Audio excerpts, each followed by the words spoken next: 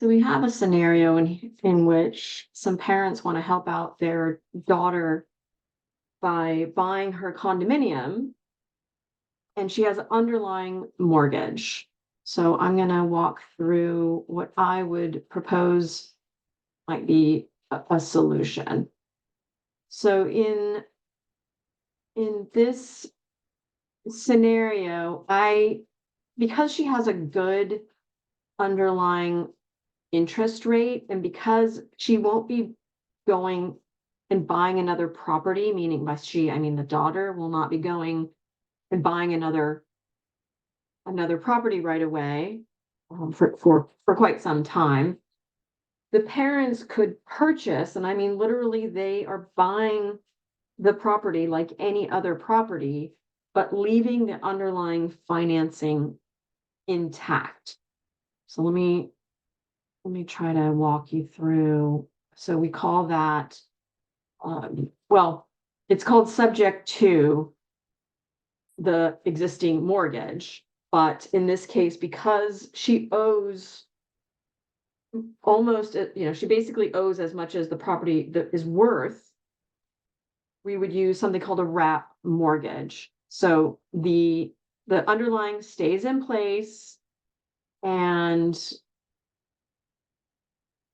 the parents own the property. And what I mean by that is they own they own the property and they pay all the expenses.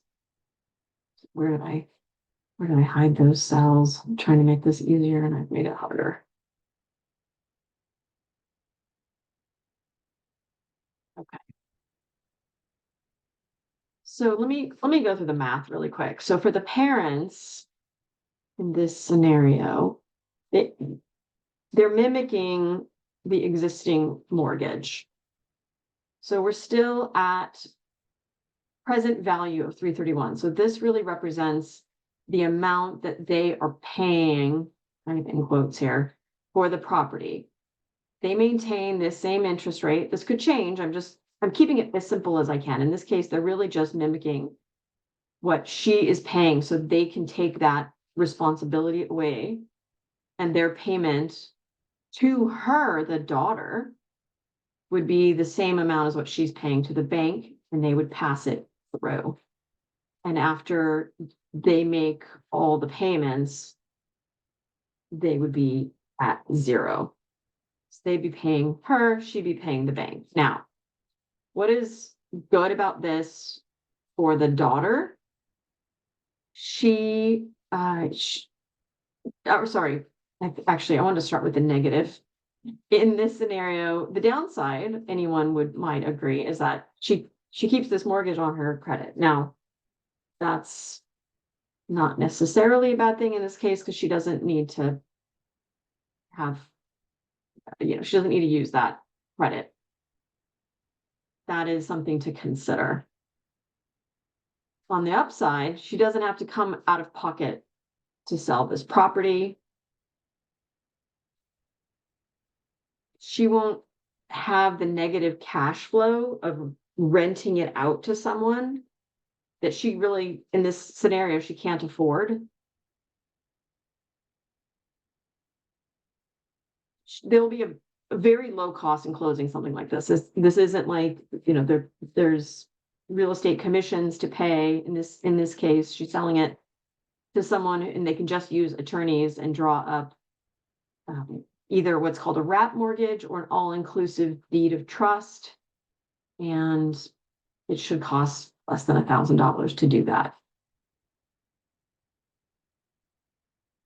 And because it's a wrap and she's still making the payments to the bank, she shouldn't be subject to taxes. Now, if the parents had just taken over I'm going to put my disclaimer in here as well. But if the parents had assumed the mortgage somehow, even though mortgages aren't really assumable, they had assumed it, or if they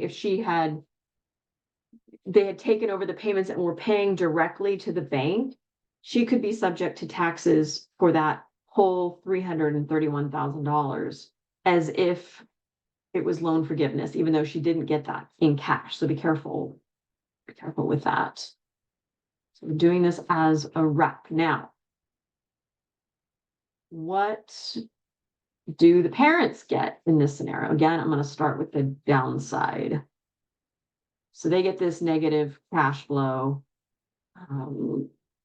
Let's see, let me show you that in case it's from the last video, but there's $361 in negative cash flow approximately every month on this. So that's a downside, right? Okay, now what else? What are some of the good things they get? They don't have to make a down payment. They're buying this property. And they don't have to come really with much out of pocket. They're buying an appreciating asset. So again, this is just like any other purchase. They're getting depreciation, tax write-offs, a good interest rate for property. And I would suggest that $300+ a month, because they're not putting a down payment on this, like let's say they have $50,000 to put into another investment. Instead of putting it on this property, they could put it in something that actually does make money. Like maybe they do a loan to someone, and that income could cover this negative cash flow for years. So there's still an opportunity here to make money on this, even though on paper it's not cash flowing. That's basically a wrap mortgage in the simplest terms. Now, normally it won't be this simple. There'll be some addition above and beyond the original mortgage, but that's additional math I didn't want to go into here. This is the basic scenario that would help a daughter or really anyone who is in a position where they need to sell and can't come to the table with the cash that they need to sell.